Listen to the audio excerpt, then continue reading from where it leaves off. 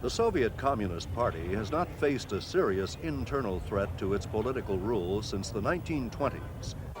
Yet, after years of forced sacrifices by the population, shortages of food and clothing persist. Housing remains inadequate.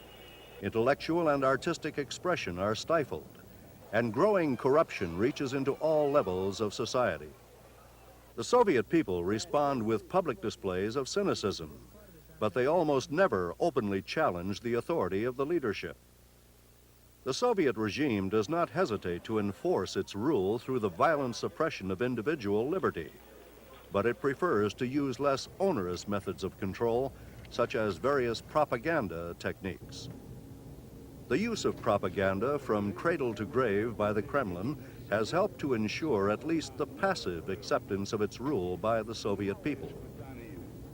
The Soviet regime disseminates propaganda through a vast network operating under the supervision of the party's Central Committee and Politburo.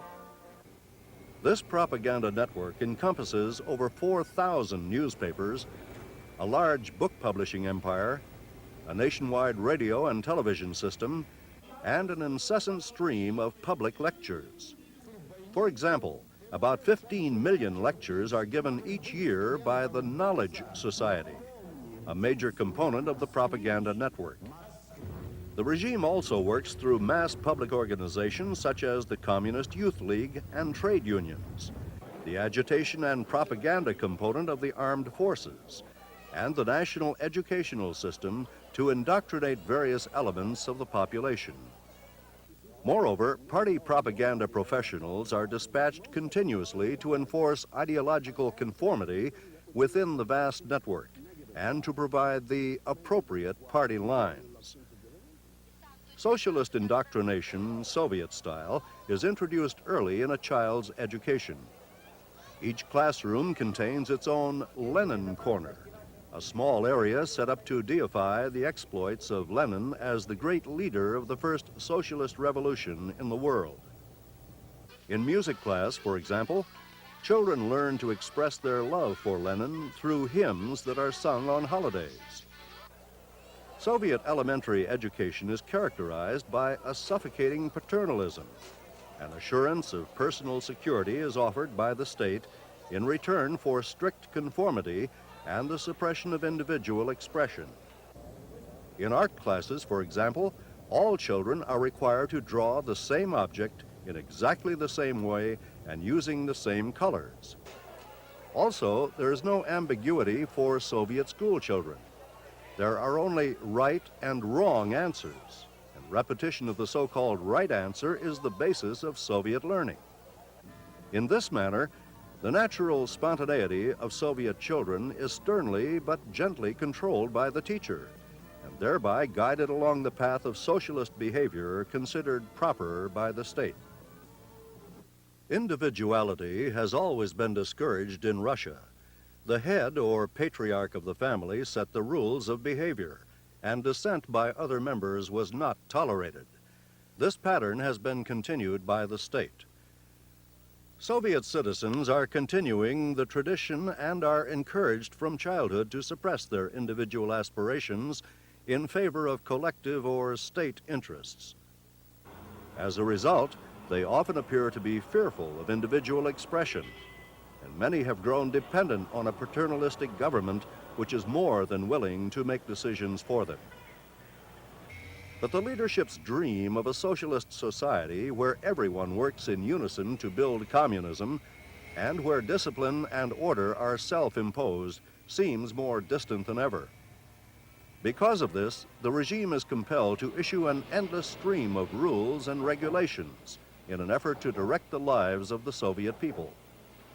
As one wit summed it up, what's not forbidden is compulsory. The people have become adept, however, at getting around the regulations and knowing which rules to break and which to obey. In recent years, Soviet leaders have become increasingly concerned over a growing popular rejection of collective social responsibility and a trend toward the private pursuit of individual activities such as jazz, religion, underground art, and the second economy. The regime has responded by stepping up efforts to reduce contacts with the West and has launched a propaganda campaign to persuade the population that such contacts are antisocial. And it goes out of its way to praise those workers who allegedly devote their labor to the aims of Soviet society at the expense of private goals.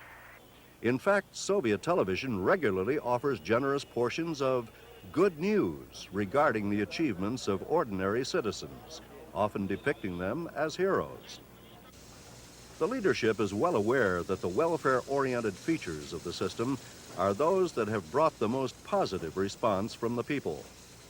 Consequently, the regime gives heavy publicity to improvements in the standard of living and plays down public suspicions that the Soviet economy has stagnated in recent years.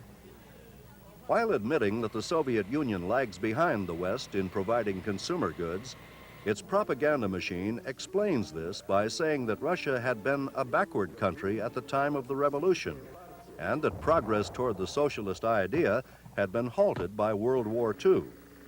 In no way does the regime blame its problems on deficiencies in the system. At the same time, propaganda plays on the high priority many Soviet citizens place on personal security by claiming that the distribution of income, education, and health benefits are more equitable than in capitalist countries. To underscore this claim, the regime points to the lack of job security and the existence of unemployment in Western market economies. The propaganda machine also exploits crime statistics from Western countries and makes it appear that the U.S. in particular is a lawless society where the individual's physical security is constantly at risk. The Soviet media go to great lengths to portray the leadership as thoroughly committed to the welfare of the common man. Shortcomings in the supply of consumer goods are attributed to individual cases of managerial inefficiency and corruption on the part of lower-level functionaries. The leadership provides excuses and scapegoats for its economic problems in an effort to deflect criticism from higher officials and the communist system.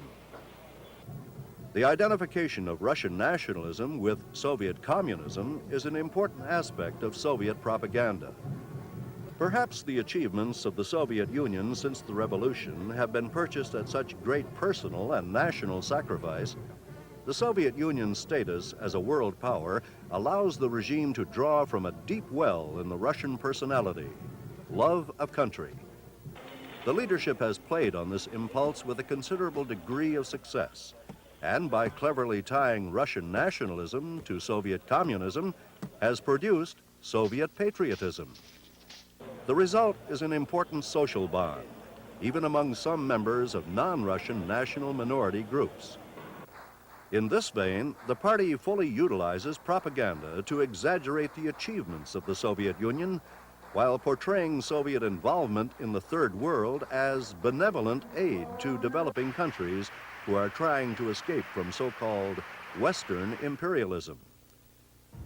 The most powerful expression of Soviet patriotism derives from the defeat of Nazi Germany in World War II. That victory provides a seemingly inexhaustible source of pride in the average citizen. The party, of course, identifies itself with that great achievement by portraying the war as a struggle on behalf of the sacred motherland by the heroic Soviet people under the guidance of the Communist Party. This theme will receive even greater emphasis during the 40th anniversary celebration of Germany's defeat in May 1985. The regime also has received considerable propaganda benefit from the Soviet Union's exploits in space and in international sports competition, and often attributes these achievements to the superiority of socialism.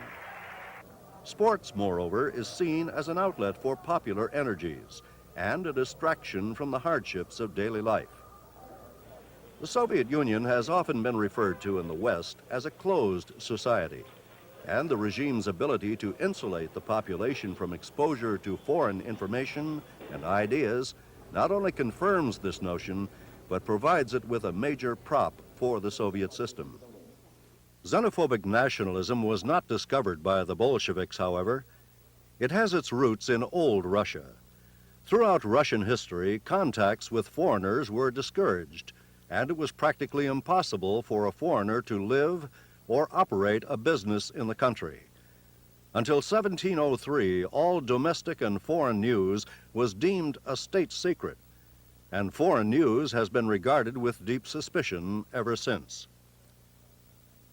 In recent years, however, expanded contacts with the West and technological improvements in modern communications have weakened the regime's control of information. Soviet citizens today have greater access to information from abroad, particularly through radio broadcasts and from unofficial sources within their own country. And this has enabled them to compare their standard of living to other standards, and therefore to become more aware of alternatives to the Soviet system. For this reason, the Soviet regime in recent years has increasingly sought to make its propaganda more credible in order to counter the influence of Western ideas. Since Brezhnev's death, Moscow has tended to release more information on a selective basis about the proceedings of official Soviet organs such as the Politburo, and to hold periodic Western-style news conferences. By releasing more information about foreign and domestic events, the regime can put its own interpretation on these events, and thereby combat what the population hears from Western sources. The regime made a particularly vigorous effort in this regard following the downing of KAL Flight 007 in 1983. While this propaganda effort appeared to backfire in the West, Soviet citizens, to judge from reporting of Western embassy officials, accepted the Soviets' version as correct.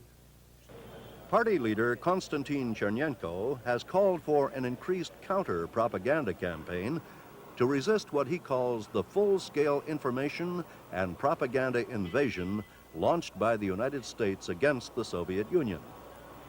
This campaign features greater vigilance against the alleged efforts of Western propaganda to undermine the USSR internally.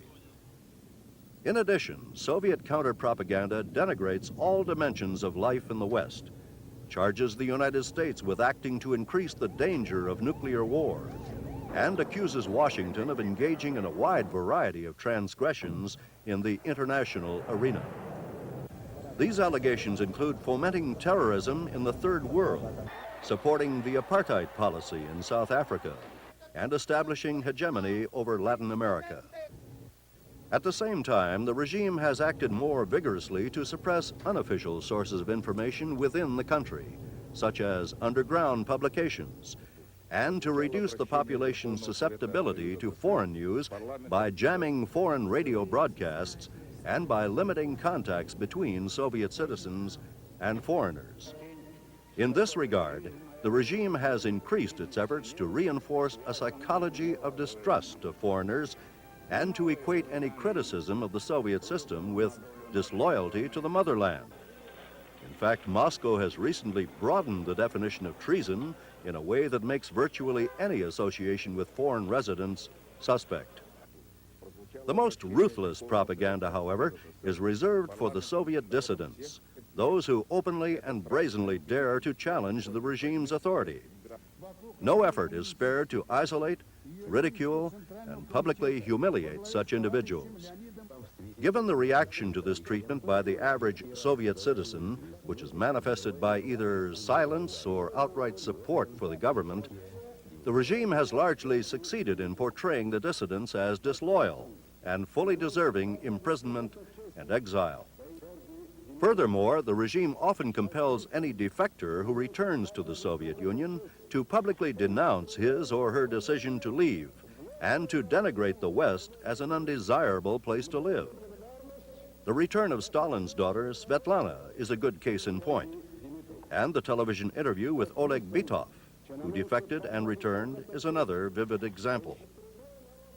The regime also glorifies the KGB and the border guards, picturing them as heroes who protect the country from foreign subversion. Such propaganda is intended not only as indoctrination, but also as intimidation to remind the people that the state is fully capable of repressing those who step out of line. In sum, Soviet citizens do not buy all that the official media tell them. Their daily experiences demonstrate to them the falsity of much Soviet propaganda. Even when it is not believed, however, propaganda is a powerful instrument of manipulation for the regime. It defines the limits of permissible discussion and sets parameters on what is considered legitimate and what will not be tolerated.